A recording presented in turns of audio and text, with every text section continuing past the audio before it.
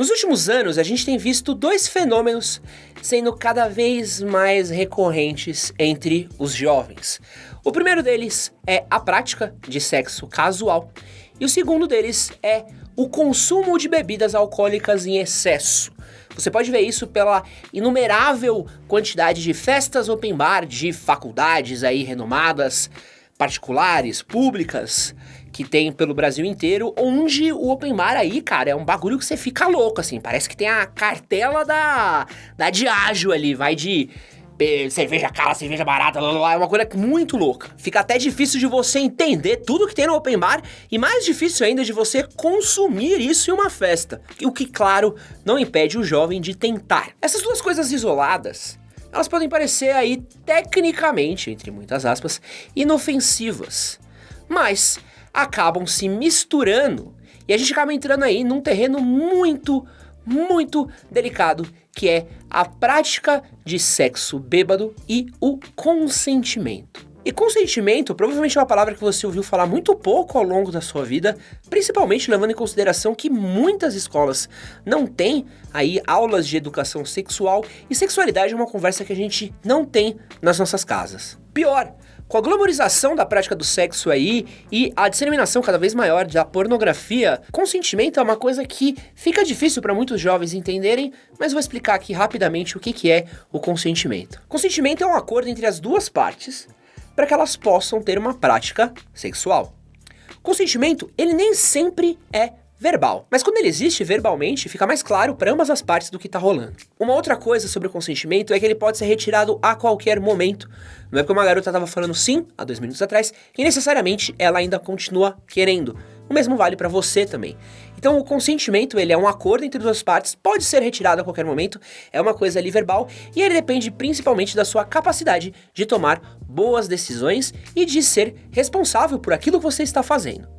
E quando a gente tá falando de sexo bêbado, é quando a coisa fica muito confusa. E existe 2 tipos de situação que a gente precisa falar a respeito. O primeiro deles é, você está sóbrio e a garota está bêbada. Essa é a mais clara possível e configura uma situação de estupro. Existe um documentário que eu gostaria de recomendar para vocês, que é um documentário excelente, que chama The Hunting Grounds, que conta a história de uma série de estudantes de universidades norte-americanas que acabaram sofrendo abusos sexuais em festas de faculdade e conta como muitas dessas faculdades acabaram acobertando esses casos, acabaram meio que mascarando esses casos para que essas garotas perdessem a voz. É um documentário muito legal.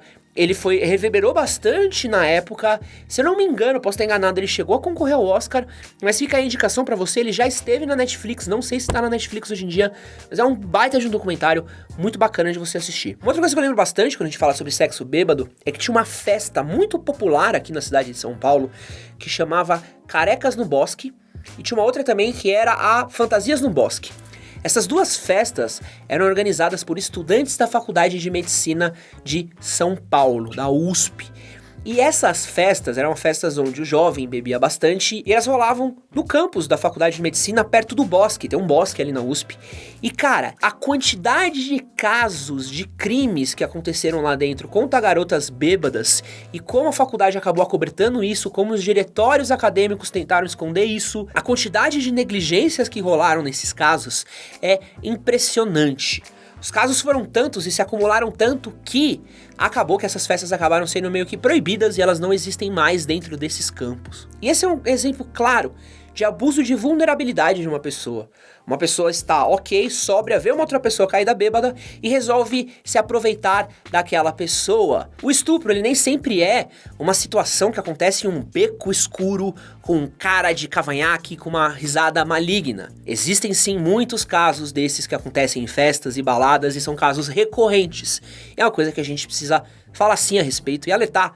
Cara, se você tá sóbrio e a garota está bêbada, deixa a garota em paz, dá uma aguinha pra ela, leva ela pra casa e liga pra ela no dia seguinte. Ou não, você vai que a menina não quer que o cara ligue também, né? Os caras não ligaria. Sei lá, se ela quiser que você ligue, ligue. Você pega qualquer coisa, manda um oi no WhatsApp. Aí não é crime pra ninguém mandar um oi no WhatsApp. Sei que você seja muito chato no WhatsApp. Mas existe um segundo tipo de situação, que é um tipo de situação que é mais difícil de você interpretar, que são quando as 2 partes estão bêbadas. E pra ilustrar esse caso, eu quero contar uma história pessoal minha. Quando eu era mais novo, eu saí algumas vezes com essa garota.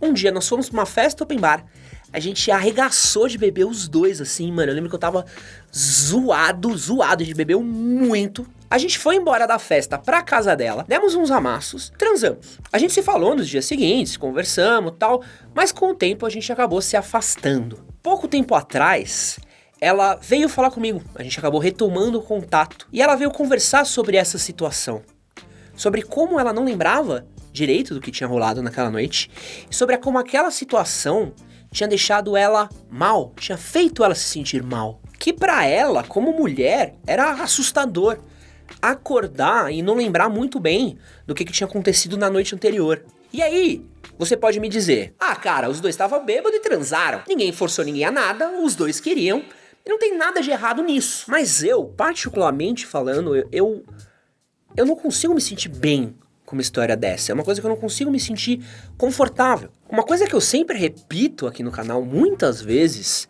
é que quando você sai com uma garota, ou quando você sai com um garoto, ou quando você vai ter um encontro com alguém, tudo que você quer, cara, é que a pessoa tenha uma experiência incrível, agradável, que ela lembre daquela noite, que ela guarde aquilo com carinho dentro da memória, e não que ela guarde um peso daquela situação, não que ela lembre aquilo de algum jeito ruim. Esse é um exemplo de como duas pessoas podem passar pela mesma situação e terem experiências pós-rolê completamente diferentes. E essa é uma situação que me faz me sentir muito mal, porque tudo que você quer no pós-rolê é que a outra pessoa guarde memórias de você e sabe, lembre de você com carinho e guarde lembranças boas. E não que a noite que vocês estiveram juntos seja um borrão alcoólico, seja uma coisa que você não tenha nenhuma memória. Se eu puder dar um conselho pra você, eu acho que sexo bêbado nunca é bom. Eu acho, inclusive, que bebida em excesso nunca é bom.